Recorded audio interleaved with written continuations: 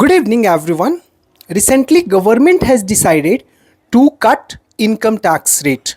Now, simultaneously, RBI has decided to cut, repo rate. That was a fiscal measure. वो fiscal measure था, and this is a monetary measure decided by RBI. ये दोनों एक दूसरे को complement कर रहे हैं. I will show how it would complement each other.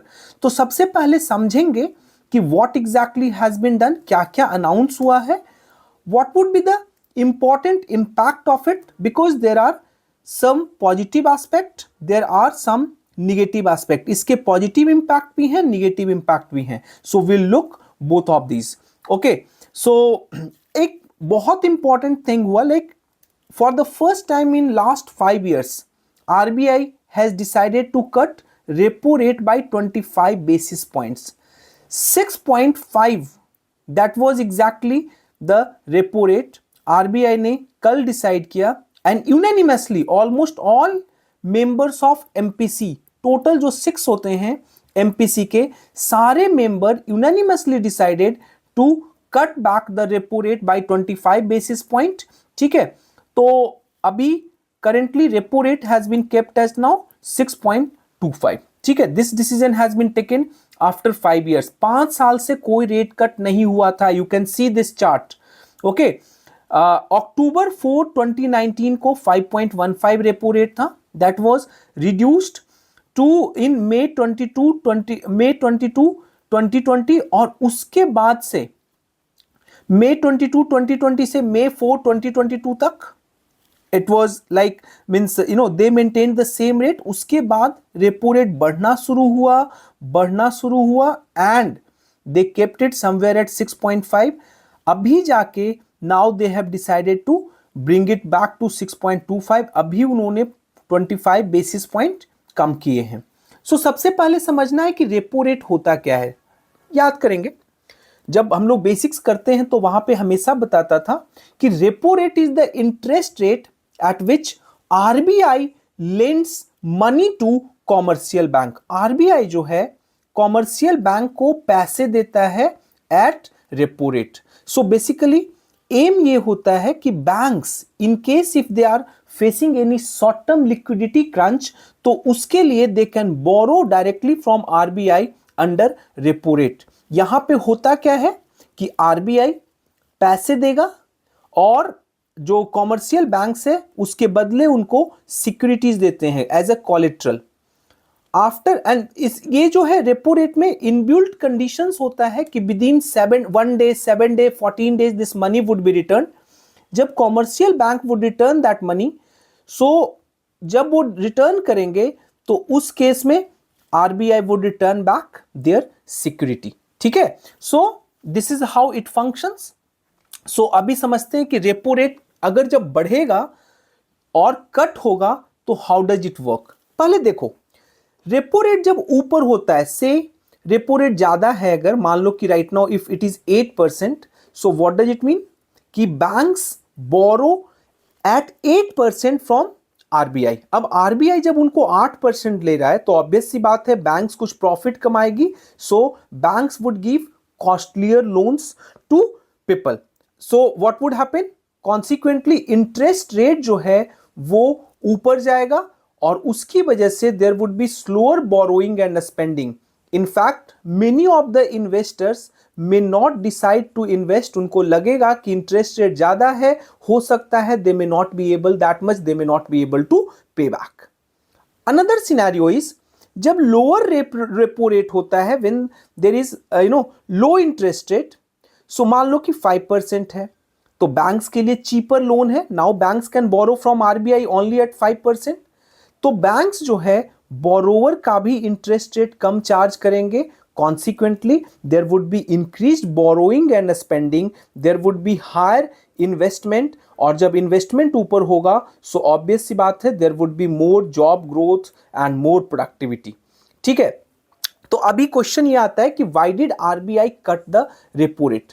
ये तो समझना ही है कि RBI ने क्यों रेपो रेट कट किया है, but at the same time we also need to complement it with what in budget this time government announced. जो गवर्नमेंट ने इनकम टैक्स कट जो अनाउंस किया था उसके साथ जोड़ के इसको समझना है। तो फर्स्ट इंपॉर्टेंट थिंग इज कि RBI decided to cut the repo rate to stimulate economic growth. अब देखो, जब आरबीआई ने रेपो रेट किया, सो व्हाट वुड हैपन, अब इंडिविजुअल्स और बिजनेसेस के लिए बोरोइंग चीपर हो जाएगा। जब वो चीपर हो गया borrowing, so say if you want to purchase house, if you want to make investment decisions, so आप बैंक से बोरो कर सकते हो at lower rate. Are you getting? So that would increase overall economic potential and overall economic growth of the economy. अब this will also help bank to reduce lending rates.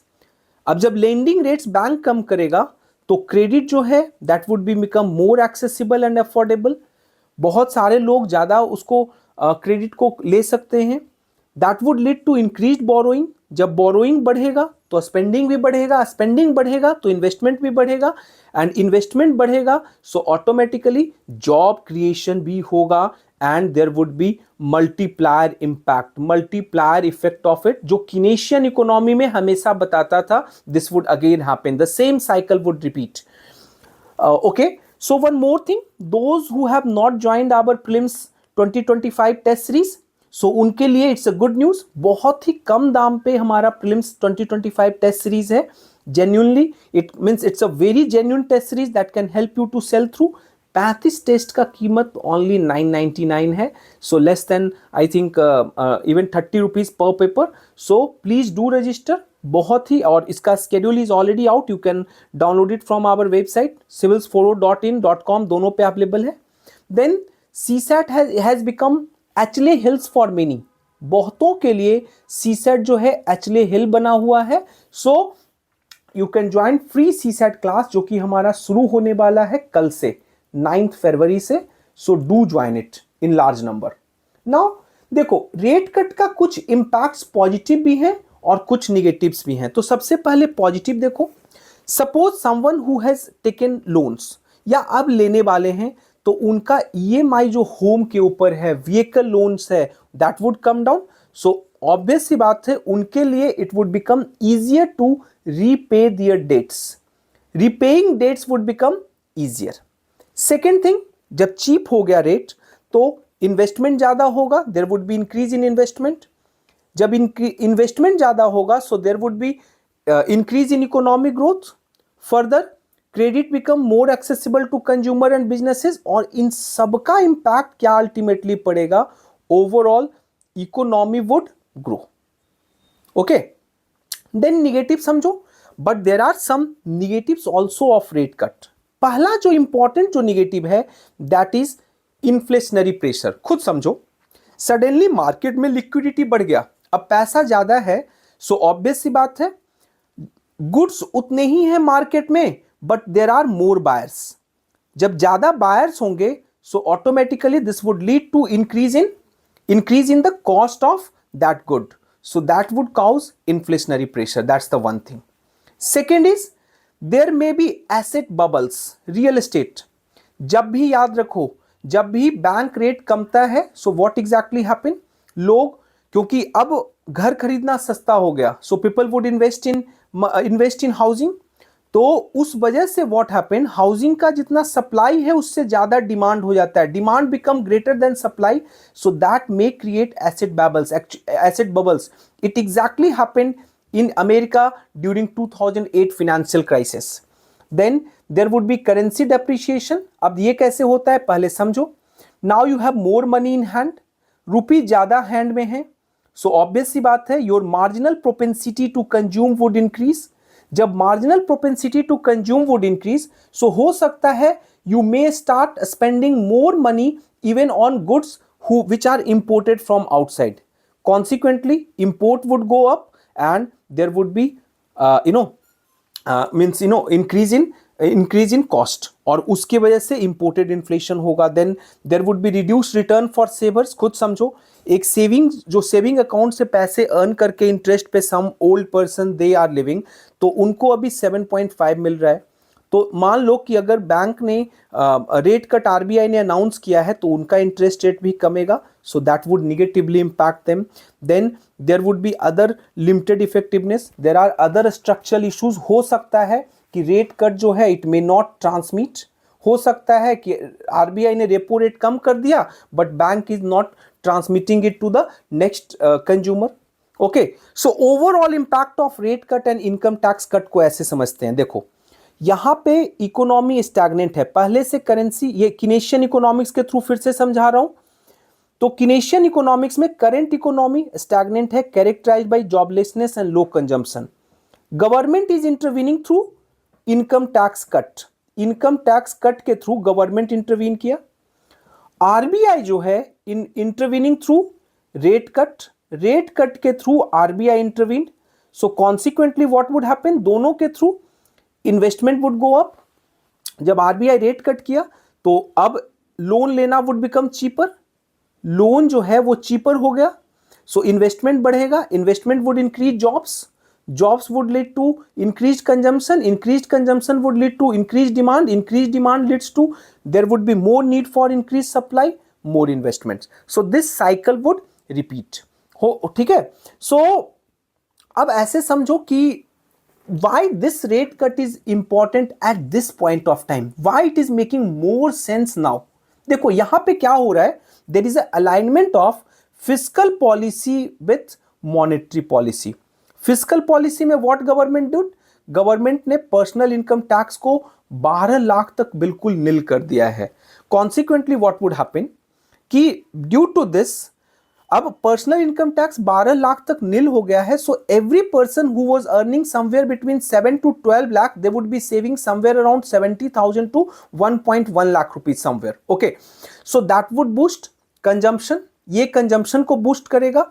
कैसे, basically जो ये income tax cut है that would put somewhere around 1 lakh crore into the hands of India's urban middle class. ये 1 लाख करोड़ को वो दो तरीके से यूज करेंगे, या तो सेव करेंगे या कंज्यूम करेंगे. कंज्यूम करेंगे so that would automatically create more demand in the market. Save करेंगे so saving rate of the economy would go up. Saving rate जब ऊपर जाएगा सो इसके पास, इसका मतलब बैंक्स के पास have more fund to give loan. So loan जब डिमांड होगा इन्वेस्टमेंट के लिए so bank can easily give.